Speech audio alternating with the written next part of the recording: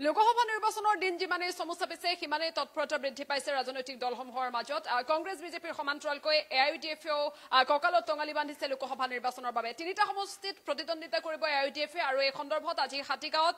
বিশেষ বৈঠকত মিলিত হৈছে এআইইউডিএফৰ নেতৃত্ব সবিশেষ আপোনালোকক জনোৱাৰ চেষ্টা কৰিছো আজি এআইইউডিএফৰ বিশেষ বৈঠক তিনিটা সমষ্টিত নিৰ্বাচনত যুঁজিব এআইইউডিএফে নগাঁও ধুবুৰী কৰিমগঞ্জত নিৰ্বাচন খেলিব এআইইউডিএফে কৰিমগঞ্জৰ প্ৰাৰ্থীক লৈ দুবিধাত আছে আজমল বাহিনী আমি পুনৰবাৰ জনাইছো আজি এআইইউডিএফৰ বিশেষ বৈঠক তিনিটা সমষ্টিত নিৰ্বাচনত যুঁজিব এআইইউডিএফে নগাঁও ধুবুৰী কৰিমগঞ্জত নিৰ্বাচন খেলিব এআইইউডিএফে কৰিমগঞ্জৰ প্ৰাৰ্থীক লৈ দুবিধাত আছে আজমল বাহিনী আমি পুনৰবাৰ জনাইছো নগাঁৱত ইতিমধ্যে প্ৰাৰ্থীৰ নাম চূড়ান্ত কৰিছে এআইইউডিএফে নগাঁও লোকসভা সমষ্টিত আমিনুল ইছলামে প্ৰতিদ্বন্দ্বিতা কৰিব ধুবুৰীত এতিয়াৰ সাংসদ বদৰুদ্দিন আজমলে প্ৰতিদ্বন্দ্বিতা কৰিব কিন্তু কৰিমগঞ্জ সমষ্টিটোক লৈ আজমল বাহিনী এতিয়াও দুবিধাত আছে ডক্টৰ কে এম বাহাৰুলৰ নাম চৰ্চাত আছে সমান্তৰালকৈ সাহাবুল ইছলাম চৌধুৰীৰ নামো চৰ্চাত আছে গতিকে কৰিমগঞ্জ সমষ্টিত কাক প্ৰাৰ্থিত্ব দিয়ে এআইইউডিএফ দলে আজিৰ এই বৈঠকখনতে সেয়া চূড়ান্ত কৰিব আমি পুনৰবাৰ জনাইছো ইফালে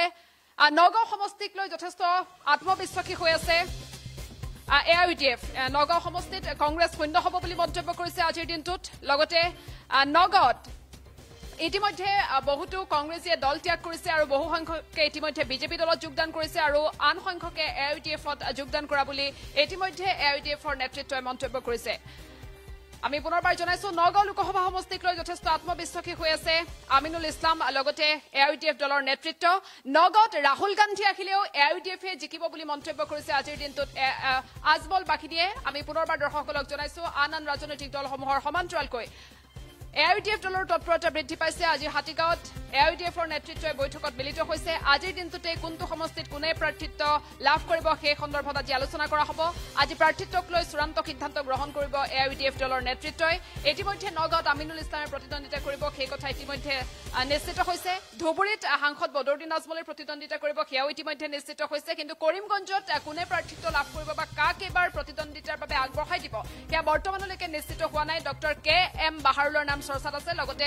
নাম চৰ্চাত আছে সাহাবুল ইছলাম চৌধুৰী এই দুয়োগৰাকীৰ মাজৰ পৰা কাক এআইইউডিএফ দলে প্ৰাৰ্থিত্ব প্ৰদান কৰে আজিৰ এই বৈঠকখনতে সেয়া চূড়ান্ত হ'ব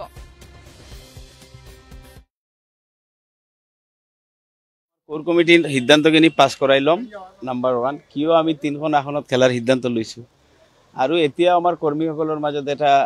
প্ৰেছাৰ আছে আমাৰ ওপৰত বৰপেটা খেলিব লাগে ওইদিন আমাৰ এমপি আছিল কাজিৰঙাত আমাৰ এমপি আছে যমুনা মুখৰ এমএলএ বৰপেটাৰ পৰা প্ৰেছাৰ আছে আমাৰ কৰ্মীসকলৰ যমুনা মুখৰ পৰা কাজিৰঙা যিখন তাত আমাৰ যমুনা মুখৰ এমএলএ আছে তাত আমাৰ কৰ্মীখিনি আছে অপিয়ালি বেটি আছে তাৰ পৰা প্ৰেছাৰ আছে শিলচৰৰ পৰা প্ৰেছাৰ আছে তাত মই নিজে বিধায়ক দলগাঁৱত আমাৰ ভালে সংখ্যক ভোট আছে আমাৰ বিধায়ক আছে এই কথাখিনি যাতে আমাৰ ৱাৰ্কাৰৰ মাজত গোটেই সময়ত কোনো কনফিউজন নহয় বা তেওঁলোকৰ মতামতখিনি কি এই কথাবিলাক লৈ আলোচনা হ'ব আৰু আমাৰ কোৰ কমিটিয়ে এইটো ক্লেৰিফাই কৰিব জেনেৰেল কাউন্সিলত যে কিয় আমি তিনিখন খেলাৰ সিদ্ধান্ত লৈছো এইখিনিয়ে ইন্দি মৰ্চাৰ লগত আপোনালোকৰ ভূমিকাটো কেনে ধৰণৰ আফটাৰ ইলেকশ্যন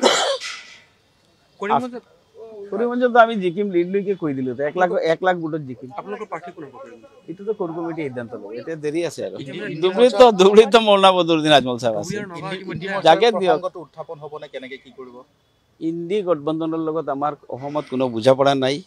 আমি নেচাৰেলি জিকাৰ পিছত আমাৰ 3 এমপিয়ে দিল্লীত 2009ৰ পৰা এনটি বিজেপি ষ্টেণ্ড লৈ আছে আজিও আছে অহা দিনতো অব্যাহত থাকিব নগাঁৱৰ কথাটো আপোনালোকে কৈছিলে আপোনালোক একদম 100% নিশ্চিত 100% তাত কোনো কনফিউজন নাই আৰু 1.5 লাখৰ ওপৰত লিড থাকিব এইটো কনফিউজন নাই কোনো একেবাৰে ক্লিয়াৰ প্ৰদ্যুৎ গৌৰৱ যেনে হওক ৰাহুল গান্ধী জি হলেও নো প্ৰব্লেম আৰু কোনবা থাকিলেও প্ৰব্লেম নাই ধুবুৰী নগাঁও কৰিমগঞ্জ যা ইচ্ছা কংগ্ৰেছে দুজনকে কেণ্ডিডেট দিলেও আপত্তি নাই এজন খেলিলেও আপত্তি নাই বাহিৰৰ পৰা আনি দিলে আপত্তি নাই আৰু কোনবা দিলে আপত্তি নাই আজি আপোনালোকৰ নাম ঘোষণা কৰিব এই কথাখিনি আমি চালি জাৰি চাবলৈ আজি জেনেৰেল কাউন্সিলক আমাৰ কৰ্মীখিনিয়ে ডিষ্ট্ৰিক্ট কমিটিয়ে কি প্ৰতিবেদন দিয়ে তেওঁলোকৰ কি কথা তেওঁলোকৰ কি হেৰি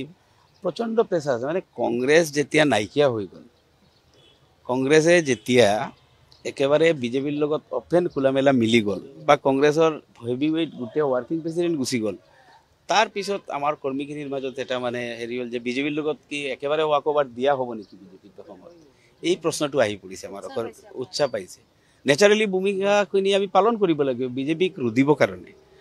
এইকেইখন চিট কংগ্ৰেছে ৱাকঅভাৰ দিয়াৰ পিছত পৰিৱৰ্তিত পৰিস্থিতিত আমাৰ দলে কি সিদ্ধান্ত ল'ব লাগে কি কৰিব লাগে সেইখিনি লৈ আজি মেইনলি আলোচনা বিজেপিয়ে প্ৰাৰ্থী তালিকা ঘোষণা কৰাৰ পিছত এক প্ৰকাৰ দেখিবলৈ পোৱা গৈছে যে তেওঁলোকে যেন জয়ীয়ে হ'ল বা এনে ধৰণৰ এটা পৰিৱেশ চাওক বিজেপিয়েতো মাহল সদায় বনাই থাকে তেওঁলোকে 6 মাহ আগৰ পৰা বনাই আছে আজি ইউপিত বিজেপিৰ অৱস্থা কি